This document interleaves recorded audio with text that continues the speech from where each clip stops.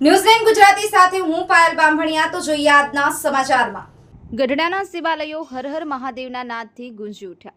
શહેરના નીલકંઠ મહાદેવ અને મુળેશ્વર મહાદેવ મંદિરે સવારથી ભક્તોએ મહાદેવની પૂજા અર્ચના કરી। આજથી શ્રાવણ માસના પ્રારંભ થયો છે, ત્યારે ગઢડા શહેરમાં આવેલ પૌરાણિક અને ઐતિહાસિક નીલકંઠ મહાદેવ મંદિર તેમજ મુળેશ્વર મહાદેવ મંદિરે સવારથી જ ભક્તોની મહાદેવની પૂજા અર્ચના અને અભિષેક કર્યો હતો અને મંદિર પરિસરમાં હર હર મહાદેવના નાદથી ગુંજી ઉઠ્યું હતું।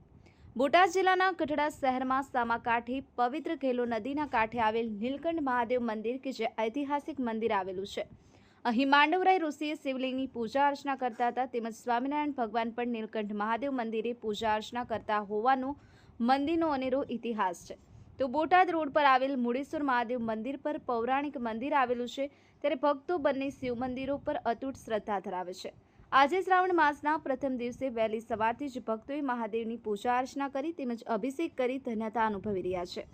ન્યૂઝ9 ગુજરાતી, બોટાદ। શ્રાવણ મહિનો એટલે પવિત્ર મહિનો કહેવાય ભોળાનાથનો, અને આમાં હવન હોમ જે કાંઈ ભોળાનાથના શિવનું જે કાંઈ આરાધન કરો એ બધું ભોળાનાથ કામ પરિપૂર્ણ કરે, એટલે આપણે શ્રાવણ મહિનાનો બહુ મહિમા મોટો એમાં છે। હંધાઈ કરતાં મોટામાં મોટો આ મહિનો એટલે હંધાઈ કરતાં સારામાં સારું ગણાય।